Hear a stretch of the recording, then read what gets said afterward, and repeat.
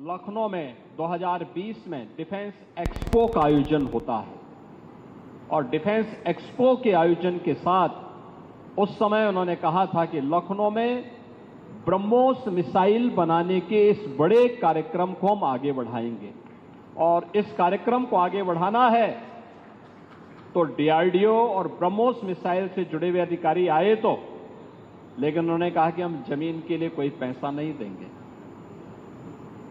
आप अनुमान करिए कि क्या स्थिति होती होगी। लेकिन मैं धन्यवाद दूंगा, उस समय हमारे औद्योगिक विकास मंत्री श्री सतीश महाना जी थे और यूपीडा के सीओ श्री अवनीश अवस्थी जी थे।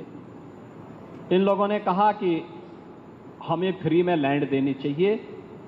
रक्षा मंत्री जी का एक महत्वाकांक्षी अभियान है विकास के लिए भी और डिफेंस मैन्युफैक्चरिंग में प्रधानमंत्री जी के विजन को आगे बढ़ाने का भी, और उत्तर प्रदेश के अंदर इसके कारण तमाम एंकर यूनिट आएंगी। साथ साथ ब्रह्मोस अगर फुल कैपेसिटी के साथ जब कार्य करना प्रारंभ करेगा तो उसकी जीएसटी से ही इतना पैसा आ जाएगा कि हमारी जमीन की सारी समस्याओं का समाधान होगा। तो मैंने उस समय अवस्थी जी को कहा, मैंने कहा जाइए जमीन देख करके आओ, कहां जमीन मिल सकती है। और तब वे यहां आए थे।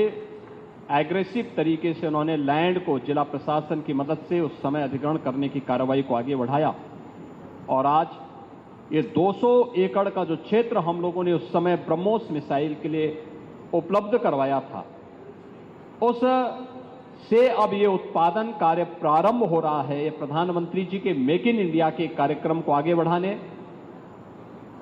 रक्षा मंत्री जी के लखनऊ में इस महत्वाकांक्षी योजना को लाने के कार्यक्रम को आगे बढ़ाने और देश की रक्षा सेनाओं को रक्षा उत्पादन के क्षेत्र में आत्मनिर्भर बनाने के लक्ष्य को आगे बढ़ाने का एक अभियान का हिस्सा है।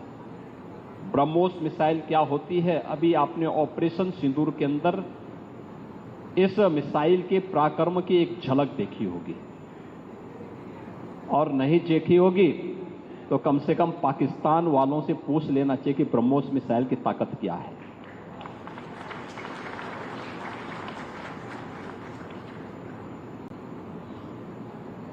आतंकवाद के प्रति प्रधानमंत्री जी ने अब घोषणा की है कि कोई भी आतंकी घटना अब युद्ध जैसा होगा। और याद करना, आतंकवाद को जब तक हम पूरी तरह कुचलेंगे नहीं तब तक समस्या का समाधान होगा भी नहीं। अब समय आ गया है जब इसको कुचलने के लिए हम सबको एक स्वर से प्रधानमंत्री मोदी जी के नेतृत्व